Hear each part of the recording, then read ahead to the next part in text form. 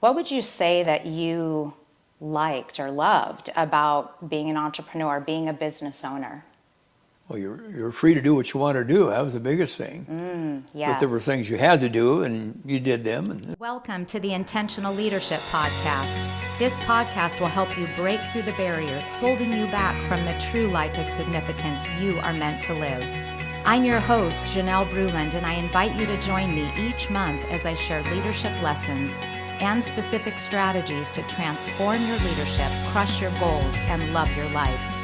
As a high-achieving entrepreneur, there was a time when I was overwhelmed doing all of the things and found myself overworked and overcommitted. Through the power of intention, I learned how to shift my mindset and create success habits to achieve a healthy work-life balance and true joy in my life. Now I'm here to help you do the same. Don't just be the CEO of your business, be the CEO of your life. Let's get started. Welcome to the Intentional Leadership Podcast. I'm really excited for today's episode where we're going to talk about legacy. When's the last time you've thought about your own legacy, that impact that you want to leave on the world? And how about that legacy that you've received? All of us have received a legacy from our parents, from past generations, from mentors in our life. Well, today I have a very special interview planned where I sit down with my dad on his 91st birthday for a fireside chat, and we talk about the importance of legacy and what it meant for him to be an entrepreneur and looking back on his own life and the impact that he's had on me and so many others in his life.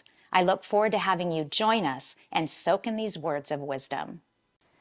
Well, thank you, Dad, for agreeing to sit down with me for a little while. And one of the things that I talk about a lot to my success community is the importance of having mentors in our lives. And you have been such a mentor in my life, especially because you were an entrepreneur. And I didn't realize until I grew up and was running a business of my own how much responsibility that you had as an entrepreneur. And I'd love to ask you about your ability to keep a really healthy work-life balance, which you did. I mean, the dairy farm was a 24/7 operation, and you could have easily worked all the time and missed our events as kids, missed dinners, but yet you didn't. And so I want to ask you, how was that for you that you were able to keep that balance? I don't know if I ever thought a whole lot about it, but like I said, my parents, who weren't very rich at the time, nobody was in those days, they always took us to birthday parties and things like that, and Vancouver to the P&E. I don't know if they ever took the P&E, but to the Stanley Park. Okay. And even in those days, we did a lot of that. So when it came to family, that was just part of my discipline or bringing up. And I always, of course, I enjoyed to go places. And Mom probably not as much as I did, but I think she always enjoyed it when she got there. So we did a lot of things. Yes. As far as, a lot of sports, like playing fast pitch, well, the boys always went with us, and they pick up bottle caps or whatever, and I'd play fast pitch till I was about 50 years old. I don't know if you girls ever came to that or not. Was I done with that one? I think you were. I think Pretty you were much done done with with that by that, that time. But you'd come to our softball games and would help us with that. Yeah, Throw ball. I tried to get to most games as far as I could. That was just part of me, I guess. That's wonderful. Yeah. Good. Well, how did you find the time for play? I know that the entrepreneurs that I work with, so many of them will say that they don't take time off, which you did regularly with us, and they don't take time for themselves for play. And I remember from my very early years, you going twice a week to play golf, and you certainly had lots of chores you could be doing instead. So how did you make that decision for yourself that you were going to dedicate that time to do something fun that you enjoyed with friends twice a week? Well, I guess I figured it out that I could go golfing at 9 o'clock and be back at 3, and that way the chores got done. And if there was hay to be done or silage, well, I didn't golf those days, but it wasn't very often that we didn't. It was just a set schedule. And yeah, I enjoyed it, and that's the way it was. As far as your games are concerned, I know Mom went probably to more than I did because I wasn't always done milking on time. But we went to just about all the games we could. And, as far as basketball, I took my mother to a basketball games all the time in Mount Vernon, and even to Tacoma when we had the state tournament there. Oh, that's And remember nice. that one time we went there and we were all standing by the door to get in? Dad was gone then. It was just her. They about pushed her over and just get in that door. It was so people wanted to get their seats. But we were that dedicated, and yeah, my folks took me to a couple places, and when we were kids, we went to Alberta, we went to Montana, and we always had fun along with work. That was all part of it. That's great. So your work ethic always impressed me, and I know that you had us even as kids, which is a little bit different today, but I remember I was very young, probably 10 or 12 years old, that I was out picking strawberries, and you had all of us as kids. You expected us to work. You showed us what a work ethic looked like, and Mom worked hard and you worked hard. Where do you think that came from? Were you born with that work ethic? I always saw you as such a hard worker. We grew up with it. Our parents had to work. And when they worked. And Mom taught school for 37 years, and so she mixed housework with school. And I guess I just work ethic. Yeah, in those days everybody worked. We picked berries when you were old enough to pick berries, and Yes, we did. You start about, I don't know what grade they were, but 9 years old, and I never was any good at it. So I picked one year at Tromps, and then the next year I went to Pierce. Gershom Pierce was another grower up there with the Linden Door Company is now. And I remember picking there and got fired because I was taking strawberries to the creek to put on my bread for sandwiches. Of course, that was just an excuse to get me out of there. It wasn't any good. But the first year I picked strawberries, I made $12.75, and I bought a used bike. Oh, That was it. I remember that. good for you. But other than that, yeah, when you kids were ready to go, it was just natural. Kids go to work, Right. and it probably should still be that way. Yes. Now Well, kids don't have anything to do. They're not old enough to work at McDonald's, and they're not old enough to. So what do? right. No, I know there was definitely some benefit to having the ability to go out and work young. And I actually liked picking strawberries until we'd get up in the morning, it was pouring down rain, because I actually was pretty good at, I liked going on the bus and then playing with my friends, looking forward to seeing them in the fields. But then I remember one morning it was pouring down rain, and I said to Mom, I don't want to go pick strawberries. And she said, well, you're going to pick strawberries rain or shine if the fields are open. And she gave me this really interesting rainwear that I had to wear, and I wore it, and out I went and crawled around in that mud. Yeah, And you told us that we were going to stay to what we were committed to, and we were going to work, rain or shine. Unfortunately, there was no strawberry pickers, and there still isn't. It's still done by hand. Right. Raspberries went to machinery, and beans kind of disappeared. Yeah. So blueberries, that all went to machinery. So yeah. So what do you do when you're looking for something to do when you're a kid nowadays? It's you wait till you're old enough to go to McDonald's if you want to work there. Right. That's true. Yeah. Yeah, it's an older age now for But sure. I don't remember you kids ever balking at, I know he didn't like to go when it rained, and neither did I, but then Yeah.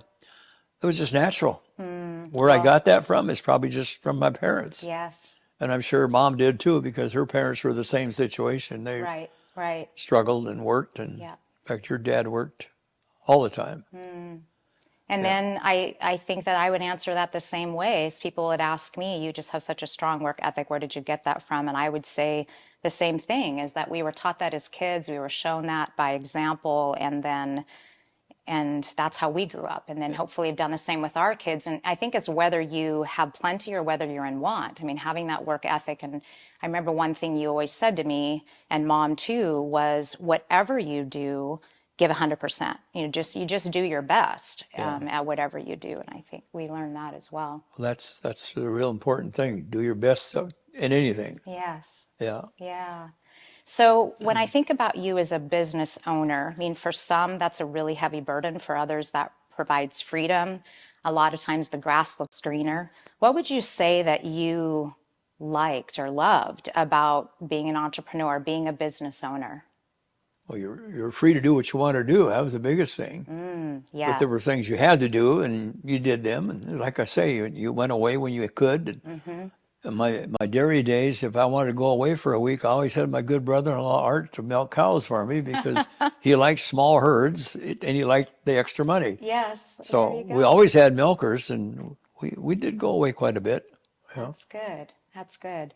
And then can you think of a challenge? I mean, certainly there are many challenges business owners that we face, and it's not all roses for sure. You get the freedom, but you also run into hard things where it's on your shoulders to fix it. You're providing for your family. You can't just leave work at the end of the day and let somebody else take care of it. It's your responsibility. Can you think of a challenge that happened in your, I'm sure you have several, but can you think of one in particular and then how you overcame that? One time my irrigation system broke in the middle of July, and we had to have water. That's all we kept our farm going. And my folks never borrowed money, and I never did either. And at that particular juncture, I didn't have any cash to buy a new motor for the irrigation system. And I'll never forget that. I went into the store, and okay, I bought one. I said, I don't want this on a time payment thing. I'll pay it next month. I'll never forget it. The next month I got a bill. He sent me over to the bank, and I was really frustrated. And I told him what I thought about it because I paid it off the next month. And he said, well, how do you expect us to make any money? Oh, So so they wanted you to do a long-term loan. Yeah, right. And you And said I you're didn't just going want to it. borrow for a month. And Okay. so the other big thing with loaning was when we bought our last new car, which was way back in 2005. They told me not to pay for it all. And I never heard this before. Because if you have an accident, the first year, your car depreciates when it's out of the dealership. Okay. And if you have a loan on it, it doesn't do that. Oh, I thought, well, that made a little bit of sense. So we took a loan on the car for the first year and paid that off. And that's the only money I think we ever borrowed. And yeah, other things. Oh, we had to make a decision whether I wanted to expand my dairy operation. And I talked to the boys about it, and neither one was interested, which makes me happy this day. Yes. Because I know a lot of my friends, they'd spend a pile of money and put in a new system, and then 5 years later, the boys left that. They left it because their friends were all doing something. They were 8 to 5 work, and they weren't going to get stuck with that Sure. 24/7. Sure. But I never did have to make that decision. I think some of the decisions we had to make, like when we sold the house on 19th Street. Yeah, I can't complain because I got exactly what I asked for it with the exact money and the way I wanted it. It all came out that way. So it happened. I know 2 years later it was worth more, but Right. No regrets. You don't go back and kick yourself. You just say, well, that's what I did and that's what happened. Yeah. And that was a big decision we had to make there.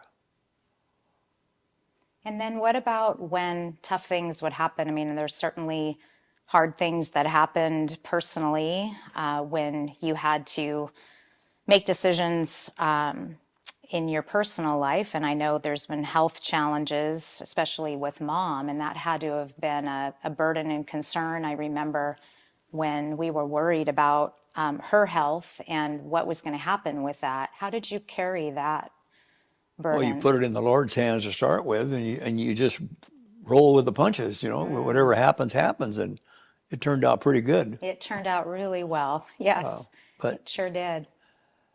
yeah, health-wise, my own health was pretty good until I got to be 90. Yes. You've had a long, healthy life for sure. Yeah, and that leads me to it's a great question I was going to ask you is you always have been so dedicated and disciplined to taking care of yourself. And I remember when I was a little girl that I would walk into your bedroom in the mornings and see you doing either push-ups or sit-ups on the floor of your room. How did that start for you that you got disciplined to wanting to do things to take care of your health? Well, I think it all started back in high school when I was playing basketball. Okay. You took care of yourself. You didn't go out and smoke or drink, and you just disciplined yourself to to stay healthy. And I don't know why, but I had a lot of that activity with basketball. And Yes. of course, the Army helps that too. I was going to say, when you went into the military, they probably When they, helped you be disciplined. oh, of course, when they said you get up at 5 o'clock, you're up at 5 o'clock. And if they tell you your floor's got gravel on it, you clean it up, whether it's there or not. Okay. If they tell you your rifle is dirty and you have to stay on campus on the base for the weekend, even though it wasn't, you still stay there. Yeah, yeah. So, but another thing the Army teaches is if you do something, you do it right and you do it the way it's supposed to be done. And I think that might be a lot of that kind of discipline I had. Sure. Instilled that. Well, you already had some of it, and then probably that instilled it further, Yeah, I would imagine. Yeah, that's good. Like think of my dad. My dad, he could be a disciplinarian, but he did it in a nice way. And I always thought of one thing now when I would get unhappy with one of you kids, and maybe Mom remembers this, I'd say, well, what did I do at that age? Oh, that's great. And so you can't be too upset unless it's really bad. And thankfully, it wasn't really bad, was it? No. Home Hill one time, but Yes. Yeah. but that wasn't bad. It wasn't bad, but we stayed out and we were at a park someplace we shouldn't have been as long as we should after the park had closed. So we got in a little trouble and yeah, you came and helped me out of that situation. And I remember feeling always, and I've always felt just very supported and very loved, even when you disciplined me. And I knew sometimes I was going to be in big trouble when I got home, and I got in some trouble, and I didn't want to meet you at the door. And sometimes I met you at the door at night when I came home past my curfew. Yeah. We were pretty into that. My mother never woke up once. One time, the only time I ever got to bed without her knowing when I got home. Oh, really? And I had a tent outside under the clothesline, and Sid Vanderveen dropped me off. He never stopped the car, just went really slow, and I jumped out. She never knew when I got home that night, and I don't think it was late either, but anyhow, I'll never forget that. Well, I don't remember ever being able to get home without having, if I was past curfew anyway, without having you at the door. So, and that didn't happen too often, but I don't think you ever slept on my watch. Maybe it was the bedroom door, not the outside door. Yeah. Yeah, that could be. Oh, that's No, for the true. most part, you kids were quite easy to get along with in those respects. You never did well that I know of. Yes, that's true. But I did things too that the folks never knew I did, which weren't that bad. But Yeah, well, you learn from those, right? You got to learn from those, explore a little bit, and you learn, and hopefully when you make mistakes, you don't do them again. Well, you certainly have been so servant-hearted, and all while growing up and even as an adult, you've always done things to help others. You've been volunteering in church and school and the paper baler and all the things that you did. What made you want to do that? I mean, you were a leader. I mean, you were an elder in church, and what made you want to do that when you certainly had a very full plate? And you could have said, I don't have time to do these things in the community. I've got a busy work and family. And what made you do that? I don't know if there's any particular thing. It was just a thing to do. It was people did it. Most people were involved with that kind of stuff. There's one thing I've always regretted, and I never had an opportunity, is to go out build Habitat for Humanity or Renew. Yes. It just didn't work out for us health-wise. So I never did get to do that. But yeah, I did a lot of the local stuff with paper baling and stuff. And I enjoyed it. It was fun. That's good. Just like the golf game, it's between milking, see? Yeah, you fit it in. Well, and we talked about the other day, you were able to tell me the story, which was fun to hear, about when you adopted me. Oh. And how did you come to that decision to go to do adoption? I mean, that seems, especially years ago, like a really big deal. Well, we had friends that had done it, the Hudings and the Neuendorfs. Okay. And we filled silo with them every year. We thought, maybe that's the way to go. So we looked into it and it sounded good. So that's what we did. And we did it twice, and we haven't regretted it really. I will say in Julie's situation, it was really nice to have her here for those 6 weeks now. But you kind of lose contact. Sure. And I thought we you did too. We got to know them people better, and so there's where a health situation brought a healing. Yes. Yeah, isn't that true? And I think that you've done an amazing job, and I think it's really hard, and most families that you talk to will have family members that they're estranged from and Yeah. they don't have the conversations, and yet no matter where we were as kids, I know that I can say in talking to my siblings that all of us have always felt very loved and supported by you guys. And what is that secret, if you will? Because here we had just our family reunion this last year, and every 3 years we get together with all of us. I think we had 45 of us together. Yeah. How have you done that over these years that you've got this legacy of children, grandchildren, and great grandchildren that Well, want to connect? I've had some family members that really took the initiative and set it up, which I probably wouldn't be able to do, but that helped a lot. And I think in most cases they all loved it. Yes. We've had a couple that didn't show up the last time, but when you get 30 some years old, other things come into play. Right, that's true. Yeah. That's true. So family has always been a first priority Family for has you. always been first priority, and I always felt that was my first priority was raise my family, or both of us, to raise our family right. And not that you kids all did what we did, Right. but fortunately my mother was that way too, when things were a lot stricter in those days, but she always had another little bit broader outlook, and like I do now too. I still do. I still like my church, but other churches are fine too. Yes. And some people can't do that. And I think we've always been kind of that way, Right. Yeah, we appreciate that. I think that's been just a huge thing that you've respected, loved, and also respected your kids' choices as Well, we've gotten older. And I really, it was amazing getting everybody together. So how many grandchildren and great grandchildren do you have now? Do you remember? You've got a lot of them. isn't it 15 and 18 or Oh, wow. 16? 16 and 18, 16 grand and 18 great grandchildren. 18 great. With Wow. now one more on the way That's awesome. that we know of. Yeah. That's an incredible legacy, Dad. Very special. So what do you want to be known for? You talked about family as a first priority. That's a wonderful thing. When you think about what you want to be known for, what's been important in your life? Just to live a life that people can look at and say, no, there goes a man that tried to stay by the rules and tried to provide for the family and provide for friends and in the community, where you can see you're part of the community and you're not doing it all for yourself. I don't know if that's a good beautiful. answer, but I think it's a beautiful answer. And you've created a legacy by doing that, and have so many people that you have blessed over the years, you and Mom both, everything that you've done.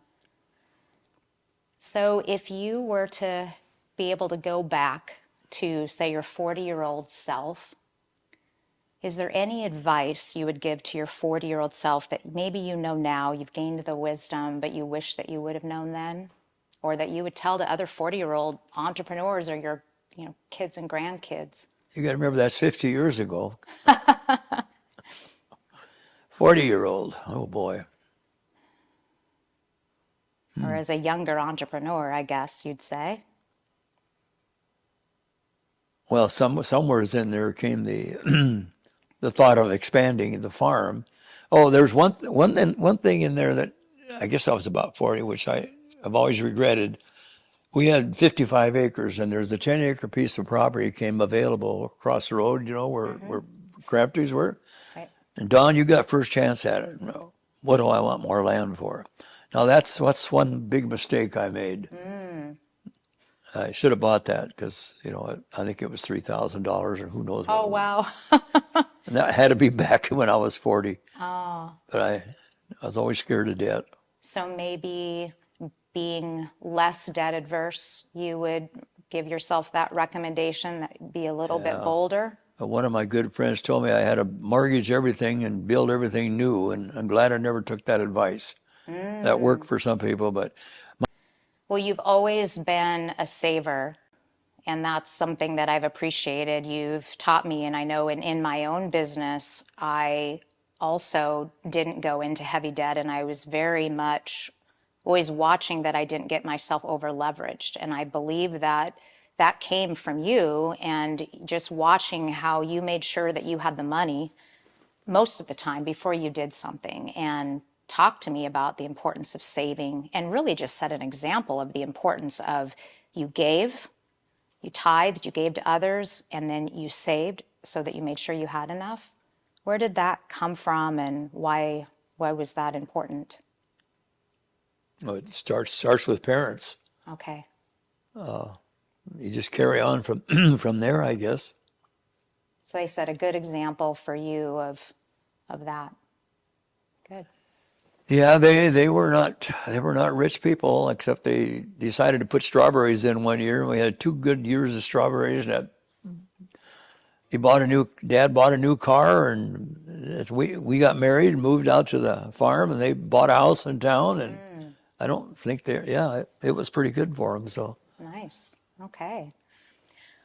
Well, I have one last question, Grandma. I don't know if you have anything else that you can think of we haven't asked, but Dad, I certainly have to ask you, in a day and age where marriages really struggle, many end up in divorce, and you have had a loving marriage for many years, 65 years now? 8.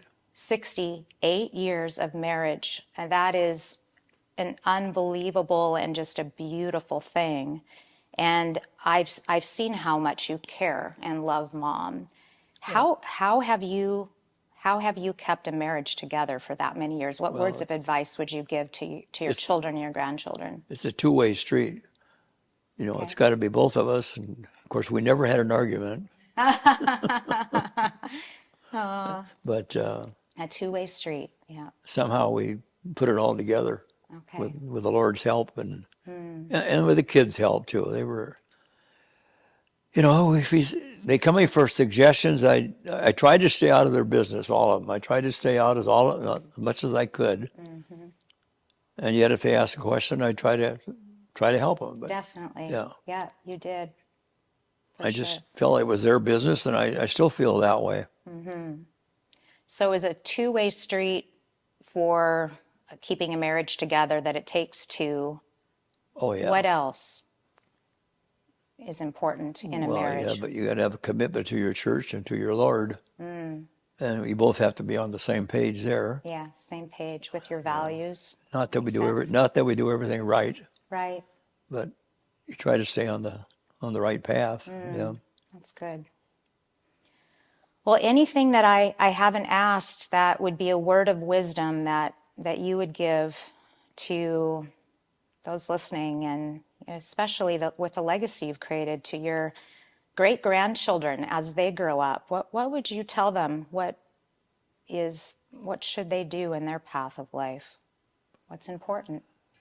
Well, they have to make up their mind what they want to do in life, and then when they decide what to do, well, then do it with 100% knowledge that this is what I want. And if things aren't working out, well, then by all means, you're young enough, you can change. Okay. And it isn't. A lot of people don't get into something right away. It isn't for them. Well, Dad, thank you for taking this time. This has been fun, just to hear from you and your words of wisdom. And in your 91 years, you've grown and you've given your wisdom, you've shared your wisdom and a legacy with. Welcome to the Intentional Leadership Podcast. Today on the Intentional This Leadership podcast will help you Podcast, break where through you the will learn barriers how to holding you back transform your from the leadership, true life of crush your goals, significance and you love are your meant to life. live. I'm your host, Janelle Bruland, and I invite you to join me each month as I share leadership lessons. Then at the end, I will challenge you to take strategies to transform your leadership. If you're enjoying this podcast, will you please take a moment to leave a positive review? As a high-achieving entrepreneur, there was a time when I was overwhelmed doing all of the things and found myself overworked. And please subscribe to this podcast. That way, through the power of intention, I learned how to shift my mindset. Remember, and create success habits to achieve a healthy work-life balance and true joy in my life. Your leadership. Now I'm here to help you do the same. Don't just be the CEO of your business. Be the CEO.